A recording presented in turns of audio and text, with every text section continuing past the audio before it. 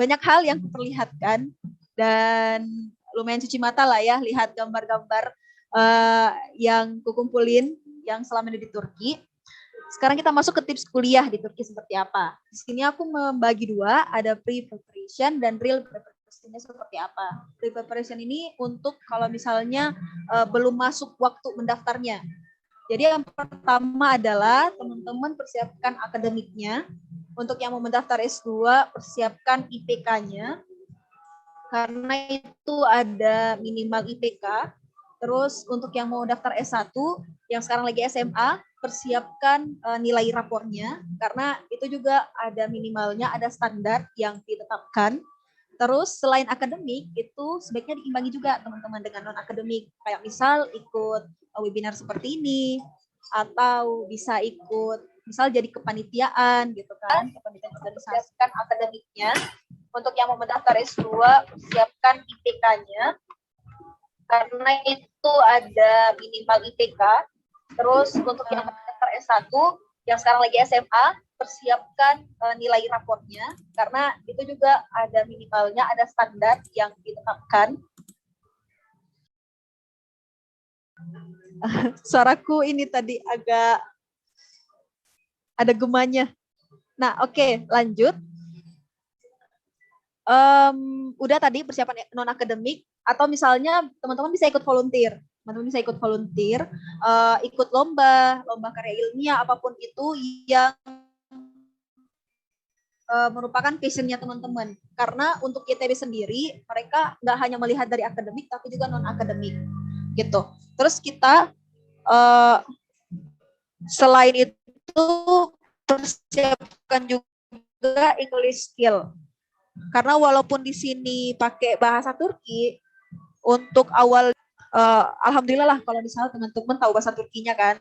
Tapi untuk yang benar-benar nol dari awal nggak tahu bahasa Turki, sebaiknya itu dipersiapkan bahasa Inggrisnya gitu. Nah, selanjutnya adalah real preparation. Real preparation ini untuk teman-teman yang memang udah siap, udah mau mendaftar ceritanya. Nah, teman-teman bisa riset ringan dulu, lihat di website beasiswanya. Kalau Turki Scholarship sendiri itu nama websitenya turkiyascholarship.gov.tr. Teman-teman bisa akses itu. Nanti di slide ini juga ada kok ininya, ada tulisannya, ada linknya. Nanti teman-teman bisa foto. Terus setelah riset tentang itu, lihat persiapkan berkas apa aja yang dibutuhkan. Nah, setelah tahu berkas apa aja yang dibutuhkan, itu kita coba lihat seperti apa sih prosesnya, proses seleksinya itu seperti apa. Karena untuk tiap beasiswa itu pasti berbeda kan, kayak kriteria orang-orang yang mereka inginkan sebagai awardee itu berbeda tiap beasiswa. Makanya kita mesti memperhatikan prosesnya seperti apa. Mereka cari apa sih, awardee seperti apa yang mereka inginkan. Gitu. Untuk tips, teman-teman, untuk tips kalau misalnya datang ke sini, mau mempersiapkan datang ke sini juga bisa. Pertama adalah bahasa, karena itu adalah hal yang paling penting. Either itu bahasa Inggris atau bahasa Turki, itu mesti dipelajari gitu. Karena kita kan tinggalnya bukan di Indonesia tapi di luar Indonesia, dan Inggris itu adalah bahasa internasional. Nah, makanya sebaiknya bahasa internasional tadi diperkuat gitu. Tapi kalau misalnya udah pasti banget ke Turki, teman-teman bisa langsung belajar bahasa Turki. Yang kedua adalah memiliki prinsip, karena yang kita tahu, yang seperti kita tahu kan, bahwa ketika seseorang nggak punya prinsip, itu gampang banget buat terombang-ambing ke sana kemari gitu. Makanya untuk bisa bertahan, survive dimanapun kita berada, kita mesti memiliki prinsip. Misal kita adalah orang yang nggak punya prinsip, itu tuh bisa aja ngikut ke hal negatif. Karena dimanapun tempat di dunia ini ada hal positif, ada hal negatifnya. Dan yang memiliki tugas untuk menyaring itu adalah kita sendiri, teman-teman. Gitu. Makanya kita mesti memiliki prinsip dulu. Kayak kita nih mau kemana sih, kita mesti tahu arah kita kemana. Nah, kalau kita udah tahu arah kita kemana, kita punya ininya nih, jalannya gitu kan. kita bisa jalan ke sana dengan memegang prinsip tersebut. Yang ketiga, fleksibel. Nah, selain memiliki prinsip, kita juga mesti fleksibel, teman-teman. Gitu. Maksud fleksibel di sini adalah misal kita nih kita berprinsip bahwa contohnya nggak mau datang ke tempat yang ada minuman kerasnya, contoh nggak mau datang ke tempat yang ada minuman kerasnya. Nah, fleksibel di sini bukan berarti kita benar-benar nggak datang. Misalnya gini, aku punya teman Turki, terus dia ngerayain ulang tahun dan tempatnya adalah di tempat yang ada minuman kerasnya, gitu kan. Nah, kalau aku kan punya prinsip, aku nggak bakalan minum minuman keras, gitu. Terus pilihannya adalah aku datang atau enggak.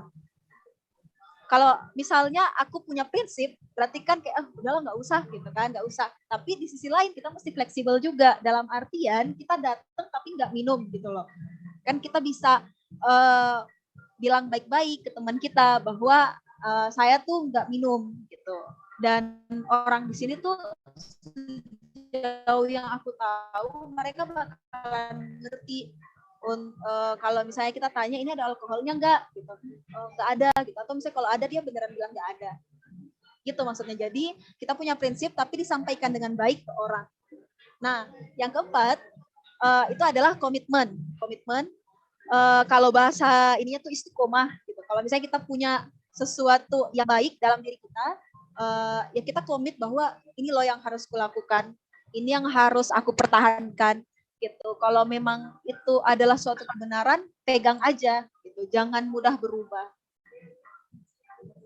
Nah, ini kita masuk lebih serius lagi. Sebenarnya apa sih Turkiye Scholarship itu? Berdasarkan dari website turkiyebursary.gov.tr, Turkiye Scholarship itu adalah beasiswa dari pemerintah Turki. Programnya itu full term dalam jangka waktu panjang, terus sudah itu full mengcover semuanya dari jenjang S1 sampai S3 di universitas-universitas di Turki. Nah, apa sih tujuannya? Kenapa Turki ini membuat program beasiswa ini? Ternyata itu untuk membangun jaringan para pemimpin di masa depan yang berkomitmen untuk memperkuat kerjasama antara negaranya dan juga hubungannya untuk saling memahami di antara masyarakat. Jadi lebih ke transfer budaya lebih tepatnya, gitu.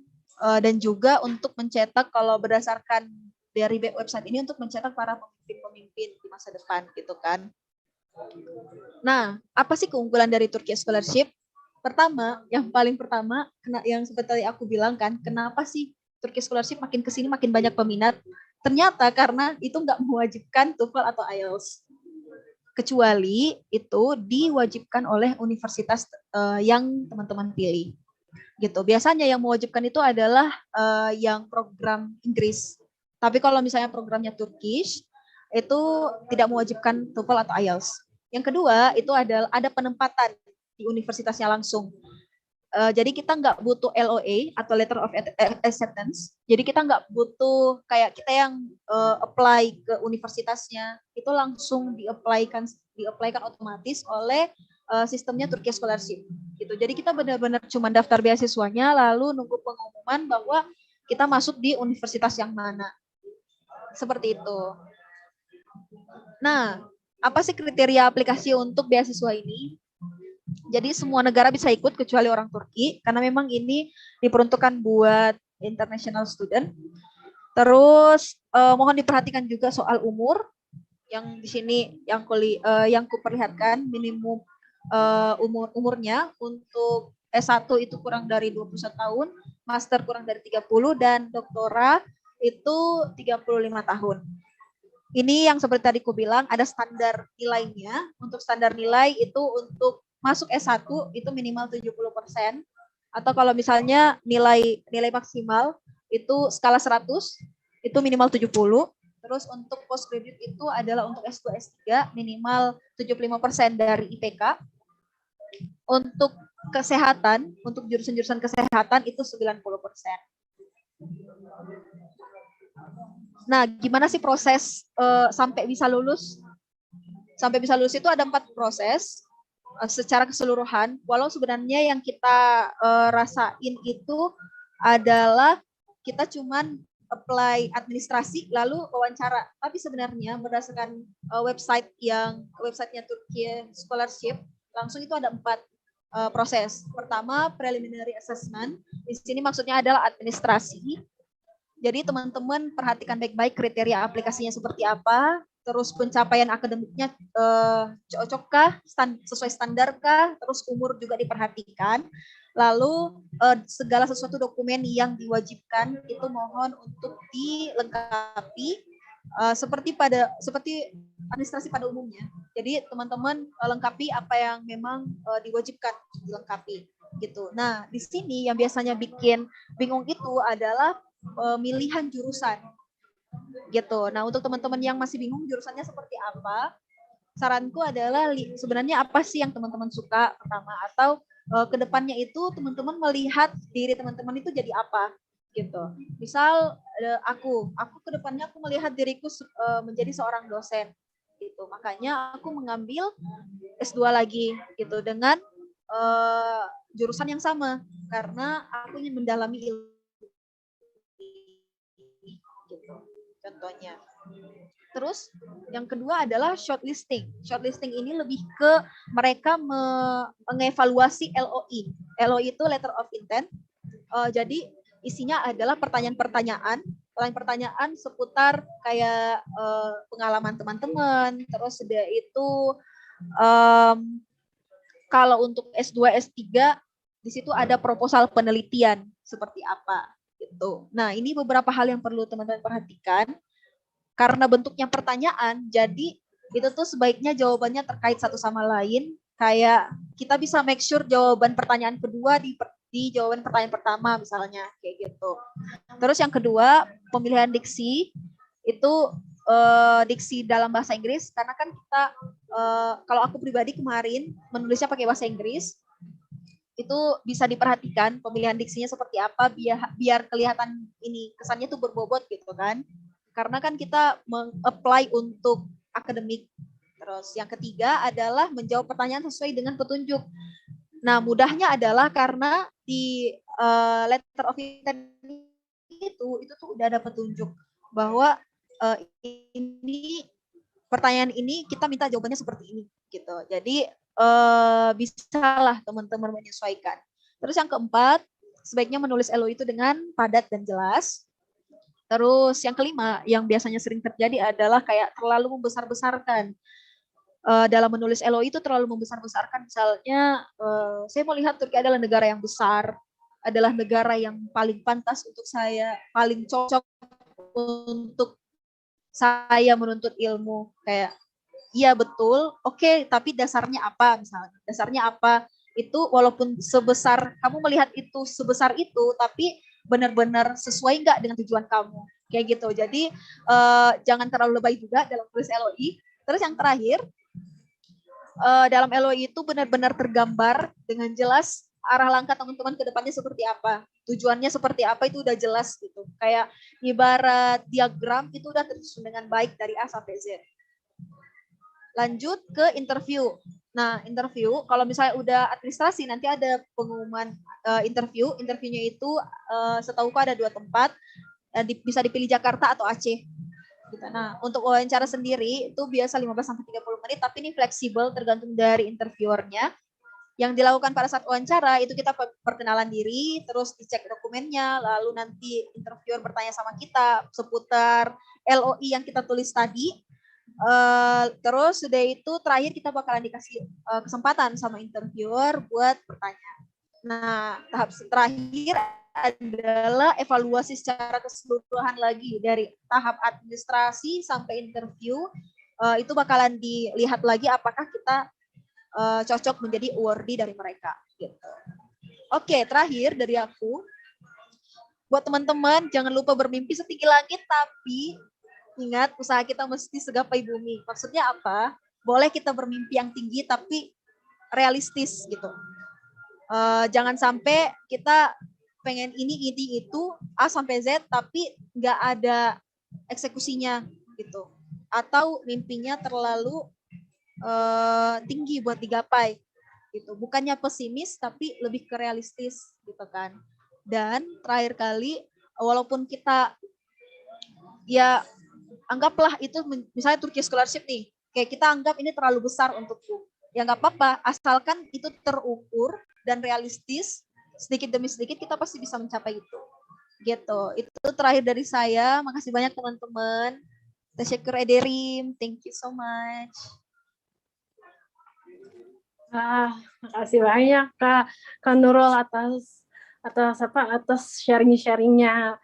Nah, pasti teman-teman yang tadi merhatiin Kak Nurul pasti penasaran gak sih apa aja yang tadi teman-teman pengen tanyain gitu selama pemaparan dari Kak Nurul. Untuk teman-teman yang ingin bertanya, dipersilahkan banget waktunya dan tempatnya. Boleh lewat kolom chat.